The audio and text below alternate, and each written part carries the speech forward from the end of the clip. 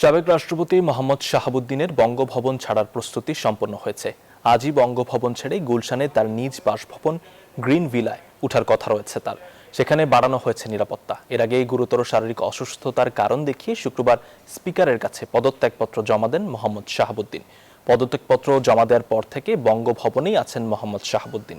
এর মধ্যেই কর্মকর্তা কর্মচারীদের সঙ্গে বিদায়ী বৈঠক করেছেন তিনি।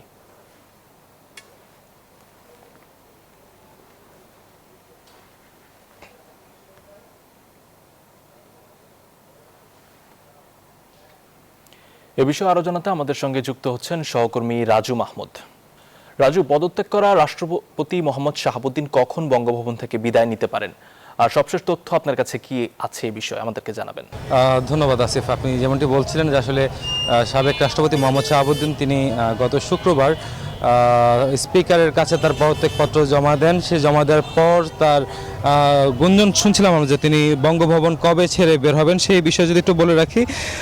আমরা কিছুক্ষণ আগ পর্যন্ত জানি যে তিনি সকাল 11টা নাগাদ বের হওয়ার কথা ছিল, তবে তার ভিতরে কিছু দাপ্তরিক কাজ, সেই কাজগুলো সম্পূর্ণ করার পর তিনি এখন বের হবেন বলে আমরা জানতে পেরেছি। Bashundhara public school and college 2026 শিক্ষাবর্ষে ভর্তি চলছে।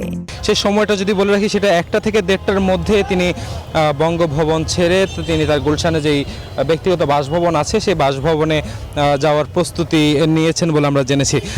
এই প্রস্তুতি মোটামুটি সম্পন্ন হয়েছে। কিছুক্ষণের মধ্যেই তিনি হয়তো বঙ্গভবন ছেড়ে চলে যাবেন। এখন পর্যন্ত আসলে যদি বলি, বঙ্গভবনের ভেতর থেকে অন্য কোনো তথ্য আমরা এখনো পাইনি, তবে এটা অসমর্থিত সূত্র অনুযায়ী আমরা এই বিষয়গুলো জানতে পেরেছি। আমাদের যেসব ভিতরে যে সোর্স আছে সেই সোর্স আমাদেরকে নিশ্চিত করেছেন তিনি আসলে 1:30টার মধ্যেই বঙ্গভবন ছেড়ে চলে যাবেন। তার চলে যাওয়ার পরপরই আসলে এখানে নতুন যে ভারপ্রাপ্ত রাষ্ট্রপতি আছেন তিনি এখানে তার দাপ্তরিক কাজগুলো এখানে করবেন। অন্যদিকে তিনি তার স্পিকার যে বাসভবন সেই বাসভবনে তিনি থাকবেন বলে আমরা জানতে পেরেছি।